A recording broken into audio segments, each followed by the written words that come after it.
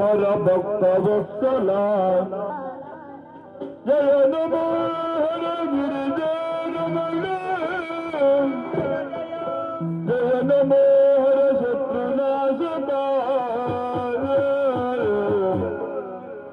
ಜಯ ಜಯ ಜಯ ಜಯ ಜಯ ಜಯ ಜಯ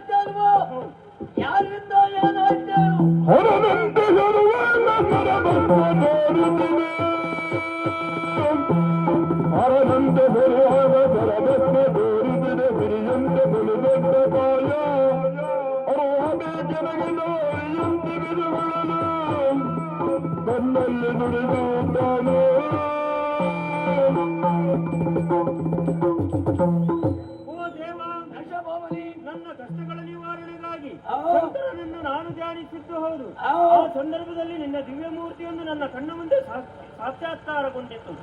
ಕುಂಬಿನಿಯಿಂದ ಅಂಬರದ ಒಳಗೆ ಬೆಳೆದಂತಹ ದೀರ್ಘವಾದಂತಹ ಕಾಯ. ಈ ಕಾಯವನ್ನು ನೋಡುವಾಗ ಮನದಲ್ಲಿ ಏನೋ ಒಂದು ರೀತಿಯಾದಂತಹ ಭೀತಿ. ನೀನು ಯಾರು ತಂದೆ?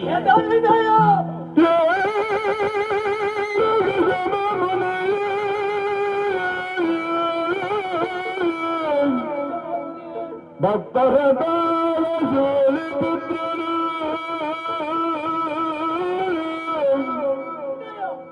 ಬಾಳಬಹುದೆಯ ಕೇಳಿಕೊಳ್ಳುವಿದ ಪಾಲನೇತ್ರನು ಕೇಳು ದಶದ ಮನೆಯ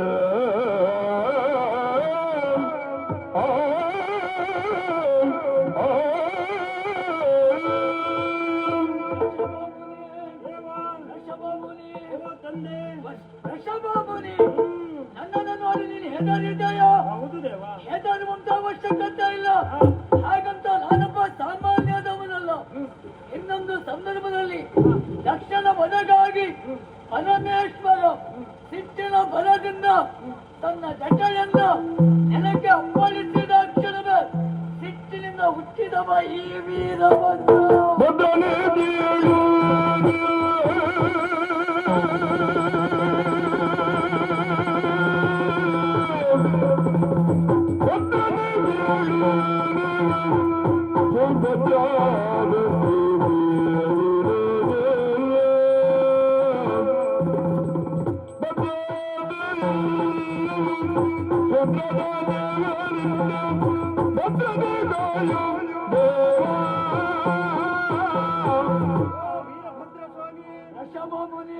ಸಾಕ್ಷಾತ್ಕಾರಗೊಳಿಸುವುದಕ್ಕೂ ಕಾರಣ ಉಂಟು ತಂದೆ. ಈ ಋಷಿಕೋಣದಲ್ಲಿ ಯಾಗ ಯಜನಾದಿಗಳನ್ನು ಮಾಡುವಂತಹ ಋಷಭಯೋಗಿ ನಾಮಕ ನಾನಿದ್ದೇನೆ. ಆದರೆ ಇತ್ತೀಚೆಗೆ ಯಾಗ ಯಜನಾದಿಗಳನ್ನು ಮಾಡುವಂತಿಲ್ಲ. ಹೋಮ ಕುಂಡಕ್ಕೆ ಮಾಂಸ ಮತ್ಯಾದಿಗಳನ್ನು ತಂದು ಹಾಕಿ ನಮ್ಮ ಕಾರ್ಯಕ್ಕೆ ತೊಡಕನ್ನು ಉಂಟು ಮಾಡ್ತಾ ಇದ್ದಾರೆ. ಯಾರು? ದಾನವ ಬಳಗದವರು. ಅದರಲ್ಲಿ ಮುಖ್ಯವಾದವನೇ ಶ್ರವಣ.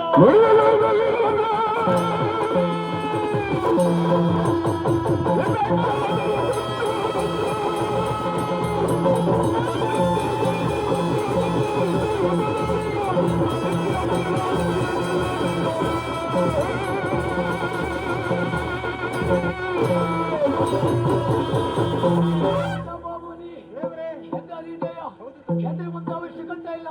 ಸಿಟ್ಟಿನ ಬಲದಿಂದ ನನ್ನ ತಲೆಯನ್ನು ಶಿಲೆಗೆ ಅಪ್ಪಳಿಸಿದೆ.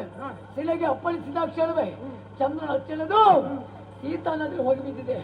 ದುಷ್ಟರ ಬಗ್ಗೆ ನಾನು ಮಾಡ್ತೇನೆ.